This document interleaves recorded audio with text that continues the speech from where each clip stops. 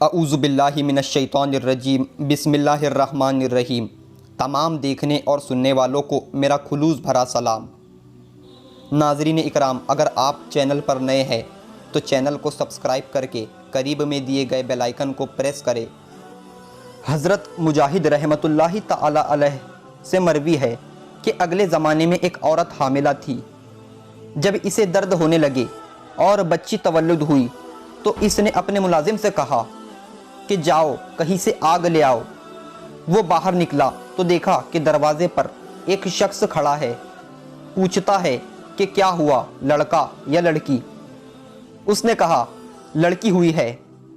کہا سن، یہ لڑکی 100 مردوں سے زنا کرائیں گی، پھر اس کے ہاں اب جو شخص ملازم ہیں اسی سے اس کا نکاح ہوگا اور ایک مکڑی اس کی موت کا باعث بنے گی۔ یہ شخص یہی سے پلٹ آیا اور آتے ہی ایک تیز چوری لے کر اس لڑکی کے پیٹ کو چیر ڈالا اور اسے مردہ سمجھ کر وہاں سے بھاگ نکلا۔ اس کی ماں نے یہ حال دیکھ کر اپنی بچی کے پیٹ میں ٹانکے دیے اور علاج معالجہ شروع کیا، جس سے اس کا زخم بھر گیا۔ اب ایک زمانہ گزر گیا۔ ادھر یہ لڑکی بلوغت کو پہنچ گئی اور تھی بھی اچھی شکل و صورت کی، بد چلنی میں پڑ گئی۔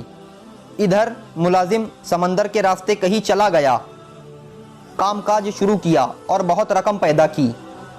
کل مال سمیٹ کر بہت مدت بعد یہ پھر اسی اپنے گاؤں میں آ گیا اور ایک بڑھیا عورت کو بلا کر کہا کہ میں نکاح کرنا چاہتا ہوں۔ گاؤں میں جو بہت خوبصورت عورت ہو اس سے میرا نکاح کرا دو۔ یہ عورت گئی اور چونکہ شہر بھر میں اس لڑکی سے زیادہ خوش شکل کوئی عورت نہ تھی، یہی پیغام بھیجا۔ منظور ہو گیا، نکاح بھی ہو گیا اور ودا ہو کر یہ اس کے ہاں آ بھی گئی۔ دونوں میاں بیوی میں بہت محبت ہو گئی۔ ایک دن ذکر اذکار میں اس عورت نے اس سے پوچھا، آپ کون ہیں، کہاں سے آئے ہیں، یہاں کیسے آ گئے وغیرہ۔ اس نے اپنا تمام ماجرا بیان کر دیا کہ میں یہاں ایک عورت کے ہاں ملازم تھا اور وہاں سے اس کی لڑکی کے ساتھ یہ حرکت کر کے بھاگ گیا تھا۔ اب اتنے برسوں کے بعد یہاں آیا ہوں۔ تو اس لڑکی نے کہا جس کا پیٹ چیر کر تم بھاگے تھے میں وہی ہوں۔ یہ کہہ کر اپنے اس زخم کا نشان بھی اسے دکھا دیا۔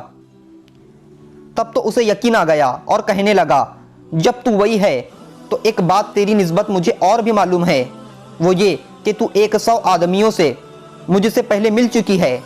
اس نے کہا ٹھیک ہے، یہ کام تو مجھ سے ہوا ہے لیکن گنتی یاد نہیں۔ اس نے کہا کہ مجھے تیری نسبت ایک اور بات بھی معلوم ہے، وہ یہ کہ تیری موت کا سبب ایک مکڑی بنے گی۔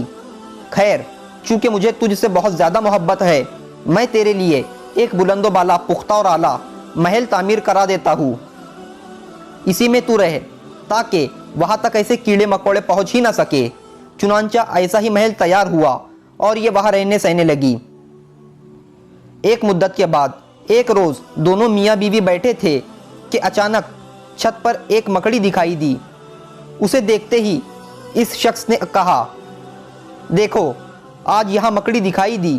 عورت بولی اچھا یہ میری جان لیوا ہے تو میں اس کی جان لوں گی۔ غلاموں کو حکم دیا کہ اسے زندہ پکڑ کر میرے سامنے لاؤ۔ نوکر پکڑ کر لے آئے۔ اس نے زمین پر رکھ کر اپنے پیر کے انگوٹھے سے اسے مل ڈالا۔